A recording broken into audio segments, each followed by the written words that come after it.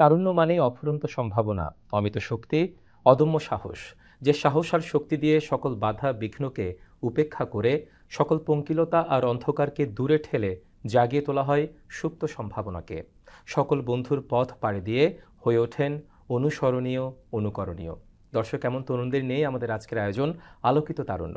আজকের আলোকিত তারুণ্যে আমরা সাথে পেয়েছি সুখের খামারের প্রতিষ্ঠাতা জোবাইর ইসলামকে। আপনাকে স্বাগত আজকে আমাদের এই অনুষ্ঠানে। থ্যাংক ইউ আমাকে এই অনুষ্ঠানে অতিথি করার জন্য। জোবাইর ইসলাম, আমরা আপনার সাথে আলোচনায় যাব, কিন্তু তার আগে কেন আপনি এই সুখের খামারটি গড়ে তুলেছেন, আজকে আপনার এই অবস্থান আসার পিছনে আমরা একটা ছোট্ট প্রতিবেদন দর্শকদেরকে দেখাবো। সেটি দেখার পর আমরা আলোচনায় ফিরব। চলুন দেখে আসি প্রতিবেদনটি। রাজধানী শহরের অফুরন্ত সম্ভাবনা কিংবা চাকচিক্যের জীবন ছেড়ে গ্রামে গিয়েও যে সফল উদ্যোক্তা হওয়া যায়, জীবনকে এগিয়ে নেওয়া যায়, তার অনন্য উদাহরণ সুখের খামারের উদ্যোক্তা জোবাইর ইসলাম। ২০ বছরের ঢাকার জীবন, এর মধ্যে ১৪ বছরের পেশা জীবন ছেড়ে নিজের শেকড়ে ফেরার সাহসী সিদ্ধান্ত পাল্টে দিয়েছে জীবনের গতিপথ। স্ত্রী ও ৩ সন্তান নিয়ে গ্রামে ফিরে এসে শুরু করেন এক নতুন জীবন। তার লক্ষ্য ছিল দেশের কৃষিকে নতুন উচ্চতায় নিয়ে যাওয়া, পরিবারের জন্য নিরাপদ খাদ্য উৎপাদন করা, টেকসই কৃষি ব্যবস্থার মাধ্যমে দেশের অর্থনীতিতে অবদান রাখা। তার এই যাত্রার ফলাফলই হলো একটি উদ্ভাবনী কৃষি উদ্যোগ সুখের খামার। ২০২০ সালের করোনাকালীন হ্যাপি ফার্মিং স্লোগান নিয়ে বগুড়ার কাহালুর বাগাইল গ্রামে খামার শুরু করেন জোবাইর। ১,৮০,০০০ টাকায় ৩টা গরু দিয়ে শুরু হয় স্বপ্নকে বাস্তবে রূপ দেওয়ার যাত্রা। ২০২৩ সালে পুরোপুরি নেমে পড়েন স্বপ্ন বাস্তবায়নে। পরিবার নিয়ে ঢাকা ছাড়লেন। খামারের বিক্রি বাড়ানোর জন্য জোবাইর ঢাকার কিছু শিক্ষিত যুবককে যুক্ত করলেন। বাড়তে লাগলো খামারের পরিধি। বর্তমানে সুখের খামার অংশে ৫ জন এবং সুখের খামার ফার্ম হাউস প্রজেক্টে ৪ জন পূর্ণকালীন কর্মী রয়েছে। সুখের খামার গেস্ট হাউসে আছে ২ জন, মোট ১১ জনের জনবল।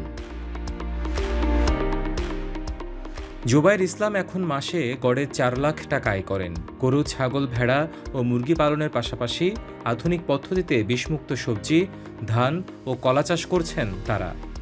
কৃষি পর্যটনের জন্য আছে মাটি দিয়ে তৈরি পরিবেশ বান্ধব একটি কটেজ। বহু মানুষ এখানে নিয়মিত এসে কৃষিকাজ দেখেন। গ্রামের প্রকৃতি উপভোগের পাশাপাশি ন্যায্য দামে হাঁস, মুরগি, ডিম, দুধ, সবজি ও চাল কিনছেন তারা। জোবাইর ইসলামের লক্ষ্য শুধু সুখের খামারে সীমাবদ্ধ নয়, তিনি ভবিষ্যতে একটি টেকসই কৃষি ইকোসিস্টেম তৈরি করতে চান, যেখানে গ্রামীণ জীবন ও আধুনিক প্রযুক্তির সংমিশ্রণ ঘটবে। দর্শক, আমরা প্রতিবেদনে দেখানোর চেষ্টা করছিলাম এই সুখের খামার কেন তিনি গড়ে তুলেছেন, তার নেপথ্য কারণে বা কি, কেন বা ঢাকার এই নাগরিক জীবন ছেড়ে গ্রামের এই কৃষিভিত্তিক জীবনকে বেছে নিয়েছেন জোবাইর ইসলাম। আমরা ফিরছি আলোচনায়। জোবাইর ইসলাম, দেখলাম আমরা প্রতিবেদনটি, কিভাবে আপনি আপনার স্বপ্নকে ধীরে ধীরে ধীরে ধীরে বিন্দু থেকে সিন্ধুর দিকে নিয়ে যাচ্ছেন। শুরুতেই আসলে আপনার শুরুটা জানতে চাই। শুরুটা আসলে একেবারেই ব্যক্তিগত প্রয়োজনে হয়েছিল। আমি যেটা দেখলাম যে আমার অ্যাসিডিটির সমস্যা হয়, শ্বাসকষ্ট হয়, তো আমি দেখলাম যে এগুলো বেসিক্যালি খাবারের জন্য হচ্ছে অ্যাসিডিটি। তো নিরাপদ খাদ্য আমাদের নাই, এই জন্য নিজের প্রয়োজনে নিরাপদ খাদ্য উৎপাদন শুরু করি, ঢাকা বসে গ্রামে চেষ্টা করি। সেই চেষ্টাই একসময় এসে আমাকে বাধ্য করে যে এটা একটু বড় করে করার, কারণ এটা এত চাহিদা হচ্ছিল। যখন আমি ফেসবুকে শেয়ার করছিলাম আমার এই ফার্মিং বা আমার এগ্রো প্রোডাক্ট, তখন মানুষ দেখে আরও চায় যে ভাই আমাকেও দিন, আমাকেও দিন। ঠিক আছে, তাহলে আমি এটাকে একটু বেশি করে করতে পারি না কেন। সেই চেষ্টা থেকেই ওই করোনার সময় এটা আমার জন্য আরও অপরচুনিটি তৈরি করে দিল। তখন আমি হোম অফিস করতে পারি যাই। তখন আস্তে আস্তে যখন আমরা এটা শুরু করি যে হ্যাঁ, আমি নিজের জন্য খাদ্য উৎপাদন করব এবং একটি বাণিজ্যিক গরুর খামার গড়ে তুলব, তখন আমি গরুর খামার শুরু করি। মাত্র 3টা গরু কিনে আমি শুরু করি এবং চেষ্টা করি যে কীভাবে এটাকে আরও গ্রোথ আনতে পারি। একটা সময় এসে যখন দেখলাম যে হ্যাঁ, নিরাপদ খাদ্য উৎপাদন হচ্ছে, গরুর খামারটা ভালো বিজনেস হচ্ছে, তখন চ্যালেঞ্জ তৈরি হলো মূলধনের, যে এবার তো মূলধন লাগবে। এত মূলধন তো আমার কাছে নাই, কারণ আমার যে এনার্জি ইফোর্ট আছে তখন তো আমি অলরেডি ফুল টাইম এর মধ্যে ঢুকে গেছি, বউ বাচ্চা নিয়ে একেবারে শিফট করে গেছি। তো তখন আমি আহ্বান করি আমার বন্ধুদের, আমার ফ্রেন্ডস অ্যান্ড ফ্যামিলিকে, যে কারো কাছে যদি অলস টাকা থাকে তাহলে যেন আমাকে দেয়, আমি গরু কিনবো, গরু পালবো, গরু বিক্রি করে যে প্রফিট হবে সেটা যেন আমি সবার সঙ্গে আবার ভাগ করে নেব। তো সবাই মোটামুটি আগ্রহ দেখালো এবং এটা একটা চমৎকারভাবে কাজ করা শুরু করলো। সেই জায়গায় আমরা ফিরবো, কিন্তু তার আগে আপনার একদম ছোটবেলা থেকে, শৈশব থেকে এত অবধি উঠে আসা সেই বিষয়টা একটু জানতে চাই, কিভাবে আপনি এই জায়গায় চলে আসলেন, আপনার শিক্ষাগত ব্যাকগ্রাউন্ডটা যেটা একটু আমরা জানতে চাই। বিবিএমবি করেছি তিতুমির কলেজ থেকে, আর এদিকে ইন্টারমিডিয়েট পর্যন্ত গ্রামে পড়াশোনা করেছি। এরপরে পড়াশোনা করতে ঢাকায় আসি। ঢাকায় এসে আর যাওয়া হয় না, জানি না কেন যাইনি, আসছিলাম পড়তে। তবে একটা জিনিস তখন মনে হতো যে বড় শহরে থাকলে বড় কিছু করতে পারবো। অনেক পরে আমার এখন বোধোদয় হয়েছে যে না, বড় কিছু করার জন্য আসলে বড় শহর ইম্পর্টেন্ট না, মনের মধ্যে বড় স্পিড থাকাটা ইম্পর্টেন্ট। অর্থাৎ বড় শহরে থেকে অনেক বড় কিছু করার থেকে ছোট শহরে গিয়ে অনেক বড় কিছু করাটা অনেক গুরুত্বপূর্ণ হয়ে ওঠে। সেই বড় কিছু দিয়ে কিন্তু সেখানকার সেই ছোট শহরের মানুষগুলোকে আলোকিত করা যায়, সুযোগ তৈরি করে দেওয়া যায়। অত্যন্ত দারুণভাবে আপনি আপনার বিষয়টা তুলে ধরেছেন। কিন্তু তার সাথে আমি আরেকটু যুক্ত করতে চাই, সেটা হচ্ছে কেন আপনার সেই ঢাকার এই জীবন ছেড়ে, নাগরিক জীবন ছেড়ে, একটা সম্ভাবনার জীবন ছেড়ে কেন আপনি সেই বগুড়ার মতো একটা জায়গায় গিয়ে সেখানে গ্রামীণ কৃষির পথ বেছে নিয়েছেন? দুটো জিনিস এখানে, একটা হলো বগুড়ায় কেন গেলাম, একটা হলো আমি গ্রামে কেন গেলাম। যেটি ইতিমধ্যেই বলতেছিলাম যে আমি চেয়েছি একটা নিরাপদ খাদ্য উৎপাদন করতে, আমি গ্রিন এনার্জি সেভ করতে চাই, এটা আমার একটা ভিতরকার বাসনা। সেই জায়গা থেকে যখন আমি ভাবছিলাম আমি কোথায় মুভ করবো, কারণ আমার গ্রামের বাড়ি কিন্তু সিরাজগঞ্জে, আমার জন্মস্থান সিরাজগঞ্জে, বগুড়ায় আমার শ্বশুর বাড়ি। আমি যখন দেখলাম যে বগুড়ার কাহালু থানা, শিবগঞ্জ অথবা শেরপুর, এই অঞ্চলগুলো, আমার তো মনে হয় এই অঞ্চলগুলো তো হওয়া উচিত কৃষির রাজধানী, কারণ এখানে বছরে 3 বার ফসল হয় এবং গরুর জন্য একটা চমৎকার জায়গা। আশেপাশে আপনি দেখবেন যে বাংলাদেশের সব কোরবানি হাটে যেসব গরু সবসময় থাকে উত্তরবঙ্গের এই পাটটুকু, তো বা সিরাজগঞ্জ অথবা বগুড়া, রংপুর, এই অঞ্চলগুলো, তো এই জায়গাগুলো খুবই কৃষির জন্য খুবই ভালো। তো তখন আমি চিন্তা করি যে না, আমি আমার সিরাজগঞ্জে না গিয়ে আমি যাবো আমার শ্বশুরবাড়ি এলাকায়। ব্যাপারটা খুবই চ্যালেঞ্জিং ছিল, কারণ আমি ঢাকা থেকে গ্রামে না গিয়ে যাচ্ছি আমার শ্বশুর বাড়িতে। এটা আমার পরিবার তো প্রথমে মানতেছিল না যে এটা কীভাবে সম্ভব, একটা ছেলে কীভাবে শ্বশুরবাড়ি গিয়ে থাকবে। প্রথমে আমার স্ত্রীকে রাজি করাই যে হ্যাঁ এটা করতে হবে, কৃষক হতে চাই, আমার ভিতরে যে স্বপ্ন, স্পিড, কৃষক হব, আমি নিরাপদ খাদ্য উৎপাদন করব, আমি মাছ চাষ করব, আমি একটা সমন্বিত খামার করব, যেটা আমার স্বপ্ন, সেখানে আমি থাকব। তো আমার পরিবার, আমার মা বাবা বোন এরা রাজি হচ্ছিল না, যে না তুই তাহলে তোর গ্রামের বাড়িতে কর। তখন না, অনেক বোঝানোর পরে যে এইখানে আমি কেন আসলাম, তখন তারা রাজি হলো এবং আমি শুরু করতে পারলাম। যদিও এটা তখন অনেক চ্যালেঞ্জিং, তখন গ্রামের মানুষ বলতো যে এই ঢাকা শহরে বোধহয় অনেক মানে দিন চলে না, অনেক লোন করছে তাই পালাই আসছে, নিজের বাড়ি না গিয়ে শ্বশুর বাড়ি আসছে। আমার বউকে বলতো যে শ্বশুর বাড়িতে মিল হয় না, তাই সে বাপের বাড়ি নিয়ে এসছে জামাইকে। তো এই ধরনের অনেক ধরনের চ্যালেঞ্জ ছিল, এগুলো গেল আমার সামাজিক চ্যালেঞ্জ। বিজনেস চ্যালেঞ্জও রয়েছে যখন আমরা শুরু করি এখানে, কারণ আপনি দেখবেন যে গরুর বিজনেসে বা এগ্রো বিজনেসে সিন্ডিকেট একটা সবথেকে বড় চ্যালেঞ্জ। প্রোডাক্ট উৎপাদন করবেন, প্রোডাক্ট বিক্রি করতে যাবেন, মানে স্টাডি বলতেছে যে কৃষক তার পণ্যের মানে যেটা বাজার মূল্য তার থেকে তার 28% মূল্য কেবল পায় কৃষক কম দামে বিক্রি করে, ভোক্তা বেশি দামে কিনে। তাহলে মাঝখানে একটা সিন্ডিকেট, এই সিন্ডিকেট গরুতেও তাই। এই সিন্ডিকেটের মানে তাড়নায় ব্যবসায়ী করতে পারতেছিলাম না শুরুর দিকে, যে প্রফিট হচ্ছে না, ঠিক মতো হচ্ছে না। তখন চেষ্টা করলাম যে না, এই মার্কেট থেকে বের হব, আমি বিক্রি করবো আলাদা, ওদের কাছে বিক্রি করব না, আমি বিক্রি করবো ফেসবুকে। তখন এই ফেসবুক আমাকে সহযোগিতা শুরু করলো, ফেসবুকে আমি প্রতিদিন আমার এক্সপিরিয়েন্স শেয়ার করলাম। মানুষ তখন কিনতে চাওয়া শুরু করলো যে ভাই আপনার এই খাদ্য আমি কিনবো, এই গরুটা আমি কিনবো। হ্যাঁ, তখন আমি ওই সিন্ডিকেটের বাইরে চলে আসলাম। এইভাবে এইটা আমাকে খুবই চমৎকারভাবে হেল্প করেছে।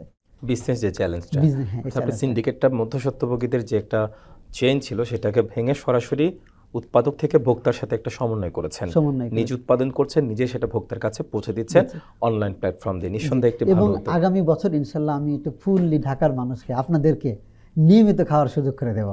ভালো, অর্থাৎ ঢাকার মানুষ একটা অর্গানিক খাবার পাওয়ার সুযোগ পাবে নিশ্চয়ই আপনার এই উদ্যোগের মাধ্যমে। সফলতা কামনা করছি। আরেকটি বিষয়, প্রত্যেকটা সফলতার পিছনে কিছু দর্শন থাকে, হয়তো কিছু মানুষের নেপথ্য ভূমিকা থাকে, হয়তো বা কোনো একটা চিন্তা চেতনার স্ফুরণ থাকে, বা কোনো একটা দুর্ঘটনাও থাকে। এমন কোন ঘটনা আপনাকে এই সুখের খামারের পিছনে ধাবিত করেছে? আমি বলবো যে আমার স্ত্রী আফসানা মিনা, সে আমাকে সবচেয়ে বেশি ইন্সপাইরেশন দিছে এখানে, যে তোমার যেটা ইচ্ছা করছে, যেটা মনে হচ্ছে প্রয়োজন, সেইটাকে তুমি করো। তো তার এই ইন্সপাইরেশনটা আমাকে প্রত্যেক দিন তাড়না, মানে আমার ভিতরে একটা তাড়া দিত যে হ্যাঁ আমাকে আরও দ্রুত আরও ভালো কিছু করতে হবে। তো আমার জন্য একটা চ্যালেঞ্জ হচ্ছিল যে কীভাবে আরও দ্রুত আরও ভালো করব। হ্যাঁ, ওই সময় আমার সঙ্গে যুক্ত হয় আমার একজন পার্টনার আছে, নাম হলো তাসদিক হাবিব।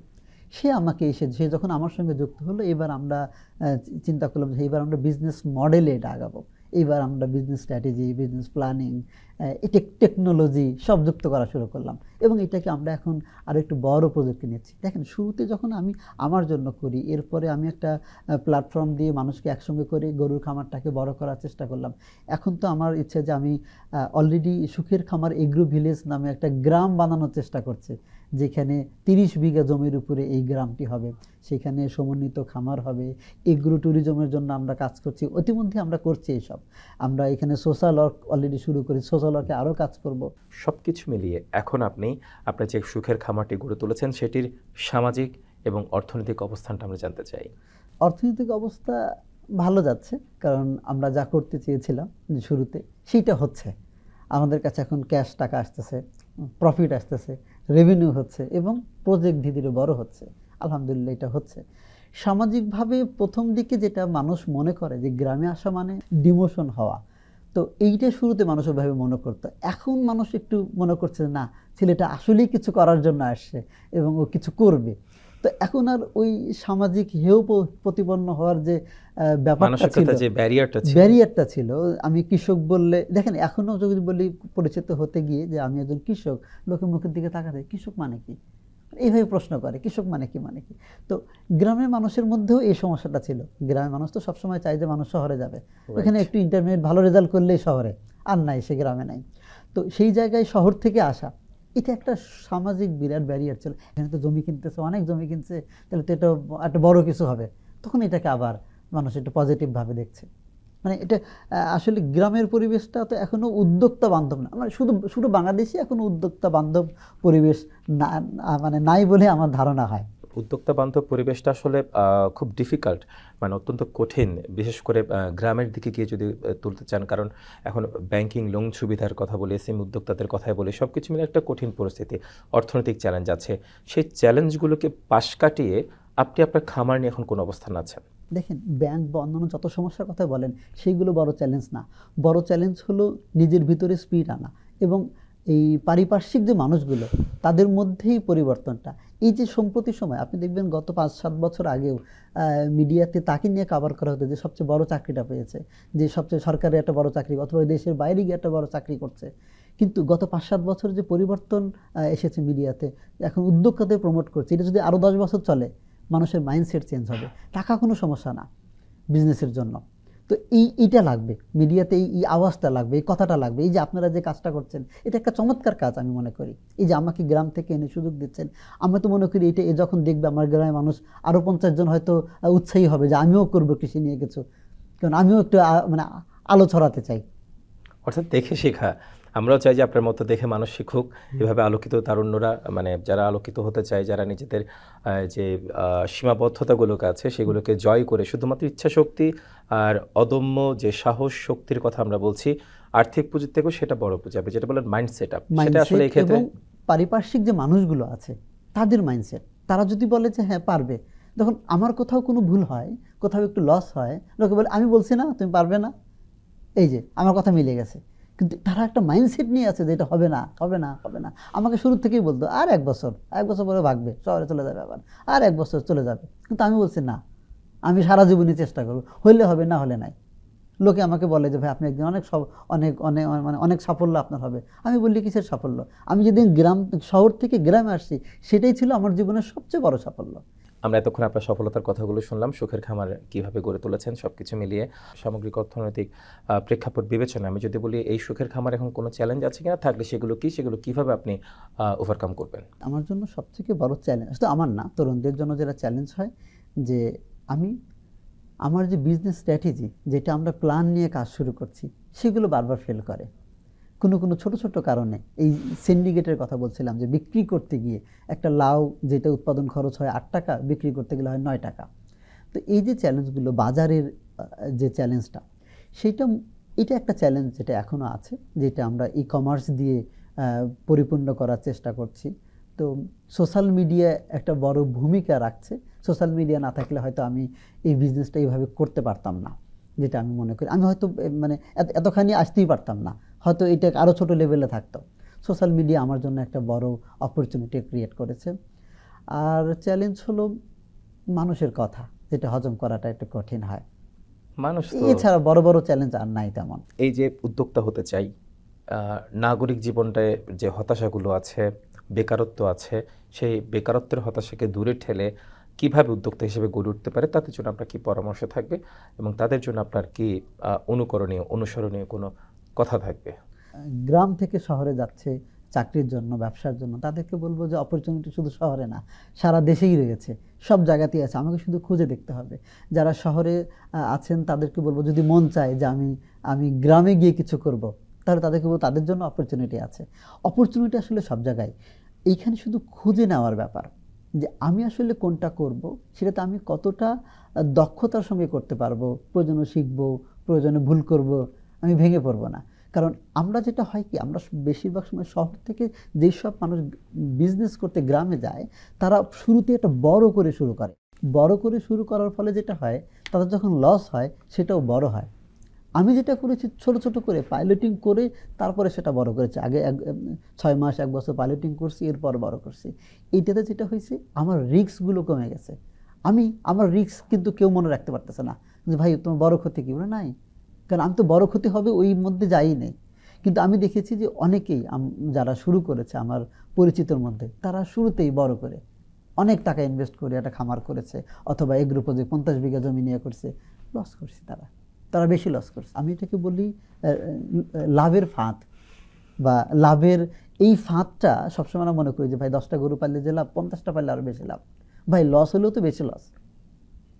তো আমি মনে করি তরুণ উদ্যোক্তাদের জন্য, যারা উদ্যোক্তা হতে চায়, তারা ছোট ছোট করে বড় করুক, বা আগে পাইলটিং করুক 1 বার 2 বার 3 বার, এরপরে সে জাম্প করুক, সব থেকে সহজ হবে, সুন্দর হবে। অর্থাৎ ছোট ছোট প্রকল্পের মাধ্যমে, যেটা বলছিলাম যে বিন্দু থেকে সিন্ধুর চিন্তা করা, একদম সিন্ধু থেকে যদি বিন্দুতে না আসি, তার বিপরীত চিন্তা করলে হয়তো লসের পরিমাণটাও কম হবে, লস হওয়ার সুযোগ কমে আসবে, সে সাথে তার সফলতার হারটাও বাড়বে এবং সে ভেঙে পড়বে না একবারে। কারণ দেখেন, গবেষণা বলতেছে যে প্রায় 97% বিজনেসই, এগ্রো বিজনেস যারা শুরু করে, 97% বিজনেস লস করে, মানে মাত্র 3 থেকে 5% বিজনেস গ্রো করে। তো আপনার সম্ভাবনা কতখানি লস করার? সব থেকে বেশি। মানুষ এই কথাটা শুরুতে মনে রাখতে পারে না, মনে করে যে আমি শুরু করতেছি এত বুদ্ধি এত কিছু নিয়ে, আমার লাভ হবে। ভাই লস হবে, লস হবে, এইটা মাথায় রেখে আগে শুরু করতে হবে। এই লস যেন আমি সহ্য করতে পারি, আমার সহ্য ক্ষমতার মধ্যে হয়, এইটাই সব থেকে বড় চ্যালেঞ্জ। আমরা এই লাভ করতে চাই বেশি। আজকে যে সাফল্যের কথা আপনারা বলছেন, বা মানুষ আমাকে বলে, এতখানি কাজ যদি আমি প্রথম দিনই শুরু করতাম ঠিক এই জায়গা থেকে, যে ঠিক আছে আমি আরও বেশি টাকা ম্যানেজ করে আমরা একটা 30 বিঘার জমি নিয়ে একেবারে শুরু করে দিতাম, তাহলে কিন্তু আমার রিস্কটা ছিল তখন ওই 100 কোটি টাকার। কিন্তু আমি যখন শুরু করি তখন আমার রিস্ক হলো 2 লাখ টাকার। ঠিক আছে, 2 লাখ টাকা লস হলে আমার ভাই আছে, বোন আছে, বাবা আছে, তারা আমাকে ব্যাকআপ দেবে। প্রথমে ফুট স্টেপ যেটা, সেটা ছোট ছোট করে দিতে হবে। সেক্ষেত্রে হয়তোবা এই ছোট ছোট পদক্ষেপগুলো চিন্তা প্রসারতার জায়গাকে আরো বড় করবে এবং সেটাকে সাস্টেনেবল করবে। মানুষের এই জায়গায় খুব ইগোতে লাগে যে আমি এত বড় শহরে থাকি, আমি একটা ছোট্ট কিছু করব। এই ইগো, এই বিজনেসে ভাই ইগো, মানে ইগো আগে বাদ দিতে হবে। সকালে হয়তো মাঠে নেমে কাজ করছি, দুপুরে হয়তো গরুকে খাওয়াইছি, গরুকে গোসল করাইছি, বিকেলে আবার ল্যাপটপ নিয়ে বসে আমি ফাইন্যান্স সামলাইছি। তো আমি তো এইভাবে কাজ করে অভ্যস্ত। এক্ষেত্রে আপনার এই যে কৃষি কাজগুলো করছেন, ফার্মিংটা করছেন, এক্ষেত্রে আপনি স্থানীয় কৃষি সম্প্রসারণ অধিদপ্তর বা কোনো সরকারি সহযোগিতা বা নেপথ্যের সহযোগিতাগুলো কিভাবে আপনি মেনটেন করেছেন? কিভাবে? কাহালুতে যে প্রাণী সম্পদ অফিসের আমাদের ইউএলও আব্দুল মালেক, ডক্টর আব্দুল মালেক, তিনি আমাদের খামারে আসেন, নিয়মিত খোঁজখবর নেন, টিকা দিয়ে সহযোগিতা করেন, বা আরও সবচেয়ে বড় সাপোর্ট হলো যে ভাই আমরা আছি আপনার পাশে, এই ধরনের কাজ উনি করেন। কাজে আমি মনে করি যে তরুণরা, আর ওনারাও চাইলে শিক্ষিত মানুষ কৃষি পেশায় আসুক। আমি যখন পরিচিত হই, উনি প্রথম দিন থেকে আমাকে স্বতঃস্ফূর্তভাবে স্বাগত জানিয়েছে, ভাই আপনি আছেন, আপনি চালান, আমরা আপনার সাথে আছি। আরেকটি বিষয় যেটি জানতে চাই, বর্তমানে আপনার খামারের কি অবস্থা, কতজনের কর্মসংস্থান হয়েছে, আর সেই খামারের বিস্তৃতিটা কতটুকু? আমাদের খামারে এখন গরু আছে 30টি। আমরা এর সঙ্গে ধান চাষ করছি, সবজি চাষ করছি, কলা চাষ করছি, এবং আমরা এগ্রো ট্যুরিজমকে প্রমোট করি। আমরা ইকো কটেজ বানিয়েছি, শহরে মানুষকে গ্রামে নিয়ে যাই। এবং এছাড়াও আমরা আমাদের ছাগল আছে, ভেড়া আছে, যেগুলো বলা হয়নি, আরও অনেক কিছুই রয়েছে। কারণ আমরা একটা সমন্বিত খামার করব, ফুল প্রস্তুতি আমরা নিচ্ছি। তার জন্য অনেক ধরনের পাইলটিং করতেছি গত 1.5 বছর ধরে। আরও মানে যা করছি সেগুলো তো করছি, এছাড়াও অনেকগুলো পাইলটিং করতেছি যে আমরা এরপর করবো, আমরা দুম্বা করব, দুম্বার প্রস্তুতি নিচ্ছি, আমরা ছাগলের প্রস্তুতি নিচ্ছি, ভেড়ার প্রস্তুতি, হাঁসের প্রস্তুতি, মাছের প্রস্তুতি নিচ্ছি। এই সবগুলো আমরা এখন ফাইনালি লঞ্চ করবো আরও বেশি। যখন এখন কেউ শহর থেকে বেড়াতে গেলে দেখবে যে হ্যাঁ, সে একটা গ্রামের মধ্যে আছেন, আদর্শ গ্রাম, যেখানে সে সকালে নাস্তা করছে, একটা মুরগি থেকে ডিম এনে তাকে খাওয়ানো হলো, দুপুরে হয়তো একটা মুরগি ধরে এনে তাকে জবাই করে খাওয়ানো হচ্ছে। এই ধরনের কাজ আমরা খুবই করছি। এই পুরো প্রজেক্ট ম্যানেজ করতে আমার এখন 11 জনের একটা টিম, যার মধ্যে আমরা 3 জন, মানে আমি ঢাকা থেকে যাওয়ার পরে আমি আরও 2 জনকে ঢাকা থেকে অলরেডি আমার গ্রামে নিয়ে গেছি, তারা খুবই হ্যাপি। এখন আরও হয়তো 2-3 জনের একটা টিম আমার লাগবে খুব সম্প্রতি। অ্যাগ্রো ফার্মিং এর পাশাপাশি অ্যাগ্রো ট্যুরিজম যেটাকে বলছেন সেটা দেবো না, অলরেডি দিচ্ছি আমি। আচ্ছা, অলরেডি দিচ্ছি। এবং সেক্ষেত্রে আরেকটা মানুষের জন্য আমি অপরচুনিটি তৈরি করতেছি, যারা কৃষি উদ্যোক্তা হতে চায়। তারা অনেকেই এই শহর ছেড়ে আসবে, প্রবাস থেকে আসবে, তারা হয়তো পারছে না, দিনের পর দিন অপেক্ষা করছে। তো তাদের জন্য আমরা এই যে এগ্রো ভিলেজ তৈরি করছি, এইটার আমরা পার্টনারশিপ অফার করছি যে হ্যাঁ, এত বড় প্রজেক্ট, আমাদের কাছে একা টাকা নেই, কারা এইটার পার্টনার হতে চায় তারা আপনারা আমাদের সঙ্গে যোগাযোগ করেন। আমরা আপনাদেরকে এখানে একটা অ্যামাউন্টে তাদেরকে আমরা এটার পার্টনার হিসাবে একটা চুক্তি আমরা করে নেব। তো এটা একটা চমৎকার অপরচুনিটি আমরা এখন ক্রিয়েট করেছি যারা কৃষি উদ্যোক্তা হতে চায় তাদের জন্য। দারুণ। অর্থাৎ যারা নতুন কৃষি উদ্যোক্তা হতে চায় তাদের সাথে আপনারা জয়েন্ট ভেঞ্চারে কাজ হ্যাঁ, করেন। আমরা বলতে চাই যে এখন ভাই 100টা আলাদা আলাদা খামার না হয়ে আসেন একটা খামার বড় করে করি, সবাই মিলিয়ে এফোর্ট দেই। খামার করতে গেলে সেটা গরু হোক, মুরগি হোক বা ছাগল হোক, যে কোনো পোষা প্রাণী বা প্রাণী হোক, গবাদি পশুই হোক, সেক্ষেত্রে বেশ কিছু চ্যালেঞ্জ থাকে। প্রথম চ্যালেঞ্জ হচ্ছে আর্থিক চ্যালেঞ্জ, দ্বিতীয় চ্যালেঞ্জ হচ্ছে আমাদের জলবায়ুগত যে চ্যালেঞ্জগুলো আছে সেগুলো, আর তৃতীয় চ্যালেঞ্জ সামাজিক চ্যালেঞ্জ। সামাজিক চ্যালেঞ্জকে আপনি মোকাবেলা করেছেন নিজের মেধা ও যোগ্যতায়, আর বাকি 2 চ্যালেঞ্জের কথাগুলো যদি বলি সেগুলোকে কীভাবে মোকাবেলা করেন? অর্থনৈতিক চ্যালেঞ্জ আমি মোকাবেলা করেছি যে আমার পরিচিত ভাই ব্রাদার, আত্মীয় স্বজন, বন্ধু বান্ধব বা অপরিচিতদের থেকে ফান্ড নিয়ে সেটা দিয়ে গরু কিনে আমি এটা মোকাবেলা করেছি। আর জলবায়ুগত যে চ্যালেঞ্জ সেইটা হলো আমাদের এখানে বড় ঝড় বা বন্যা হওয়ার ভয় নাই বগুড়াতে। আমাদের এখানে চ্যালেঞ্জ আছে, গরুর কিছু কমন রোগ হয় বা ফসলের কিছু কমন রোগ হয়। এর জন্য আমার এলাকাতেই ডাক্তার আছেন, তার সঙ্গে আমি সবসময় কনসার্ন করি। আমি নিজে, খামারিদের সবচেয়ে বড় চ্যালেঞ্জ, তারা ডাক্তার হতে চায়, তারা নিজেরাই সব চিকিৎসা করে। আমি কখনোই এটা করি না, আমার নিজের জন্য আমি চিকিৎসা করি না, আমি গরুর জন্য করি না।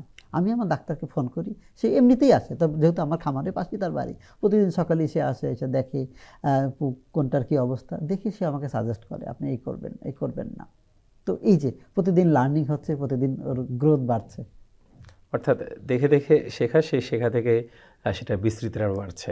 হ্যাঁ, আমি তো ওই যে যখন শুরু করি তখন তো আসলে ছোট কিছু বই পড়া, গুগল পড়া, ChatGPT ছাড়া আমার কাছে কোনো সোর্স ছিল না। এরপর আমি ট্রেনিং করি, শিখি, আরও মোর দেন কীভাবে করতে পারি, আরও ভালো করতে পারি কীভাবে। এই একটা চ্যালেঞ্জ আর একটা আছে আমাদের জন্য। আমাদের যারা খামারি বা এগ্রিকালচার বিজনেস করতে চায়, এরা মনে করে যে গরু কিনবো, গরু পালবো, গরু বেচবো, লাভ হয়ে যাবে। ভাই, এটা একটা বিজনেস, এই পূর্ণাঙ্গ বিজনেস প্ল্যান না থাকলে এটা হয় না। অর্থাৎ কাগজে কলমে স্বপ্ন দেখলে হবে না, সেটাকে মাঠ পর্যায়ে যদি বাস্তবায়ন করতে চান, আপনাকে মাঠে নেমেই সেই কাজটা করে দেখাতে হবে, এবং সেই জায়গায় আপনি সফল নিশ্চয়ই।